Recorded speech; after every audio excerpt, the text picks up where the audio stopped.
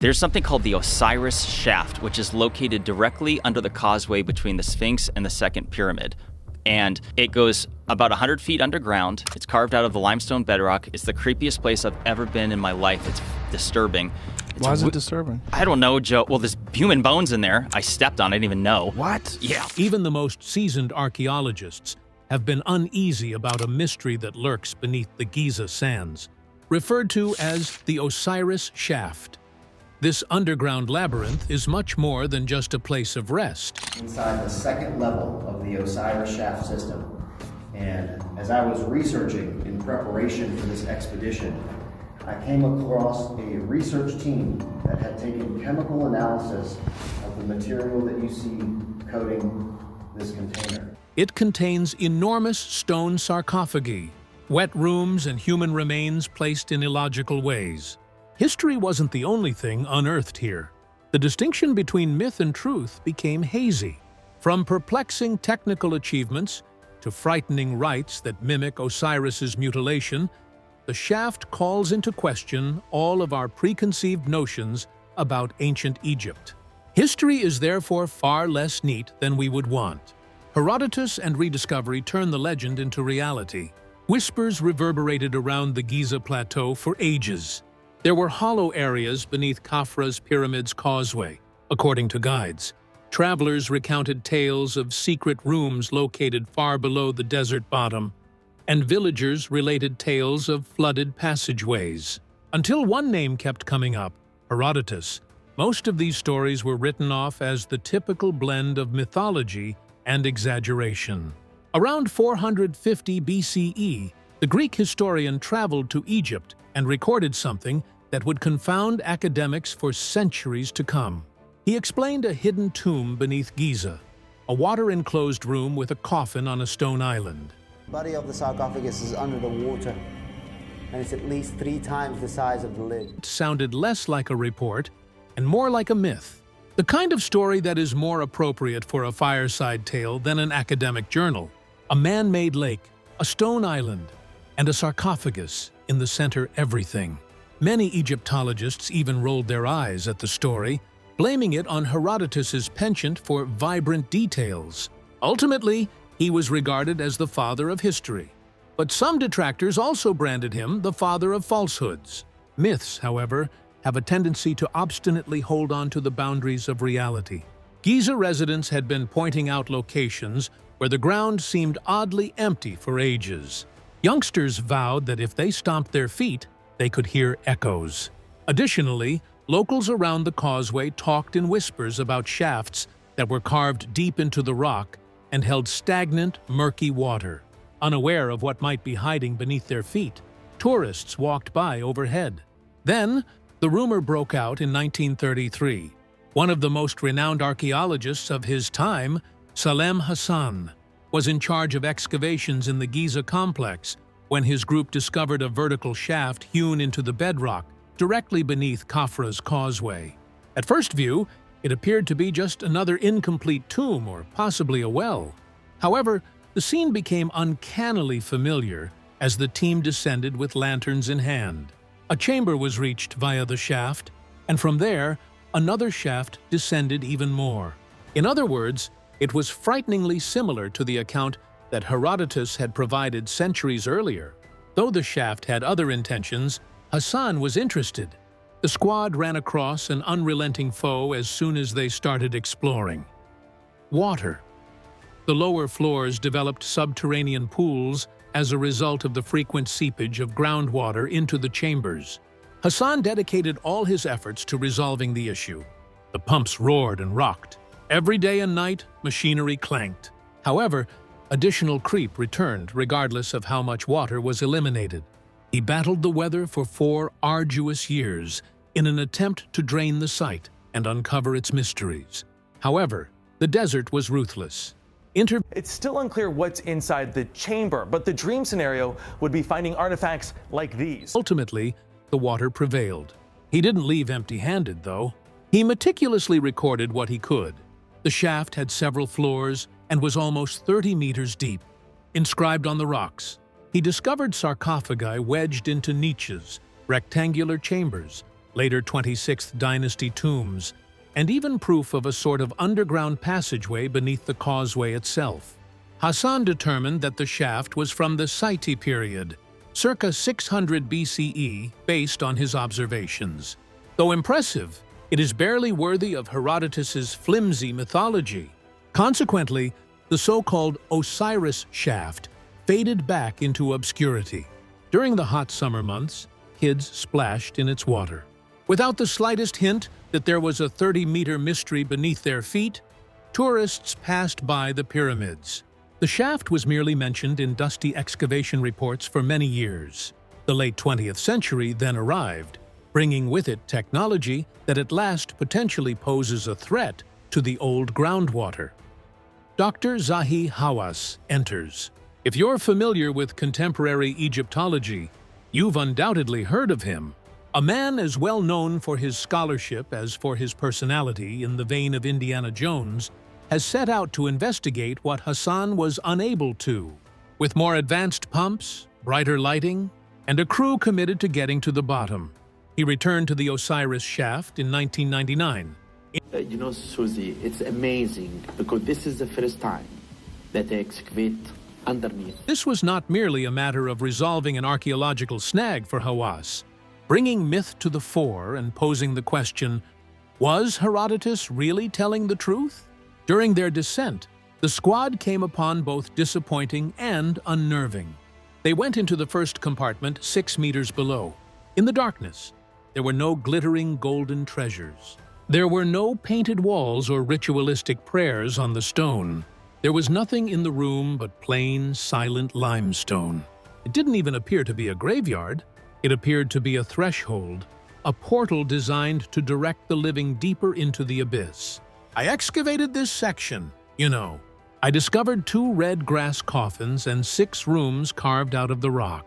And that was possibly the most unsettling aspect because the archaeologists recognized they weren't at the conclusion of the story as they stood there looking down into the shaft that dropped below. They were just getting started. The weight of the air, the nothingness, and the silence. All of this suggested that there was more down below. Something unfamiliar. Something that didn't quite fit into Egypt's tidy temple and tomb classifications. Archaeology and the Herodotus myth have finally clashed, and the contents of that vacant room would compel academics to consider not only history, but also the line separating myth from history. The entrance to the dark is the first level. The initial view wasn't particularly spectacular when Zahi Hawass and his group eventually overcame the obstinate groundwater and entered the Osiris shaft. There were no hidden treasures or walls covered in hieroglyphs that would have revealed long-forgotten secrets. They discovered a far more eerie emptiness. The hole led into a little chamber that was cut straight out of the limestone bedrock, around 6 meters below Khafra's causeway. The walls had nothing on them. Raw, pale stone without any painted reliefs, prayers to guide the dead, or charms of protection for the afterlife. They need something special if the tomb wasn't actually constructed from limestone to view sceneries. That would seem normal, even frustrating, on paper.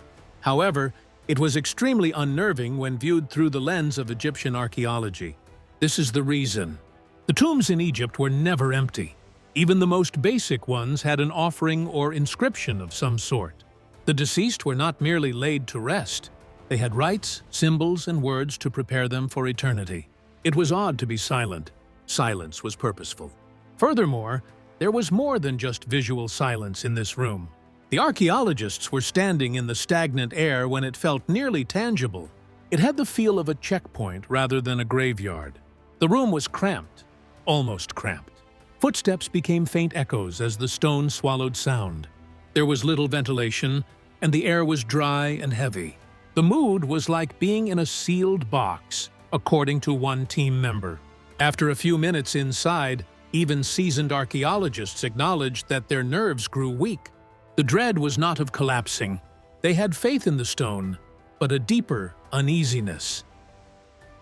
Then we found evidence that all these tunnels were cut in the lake bed. Perhaps that was the purpose of the room, which seemed to be holding its breath and waiting.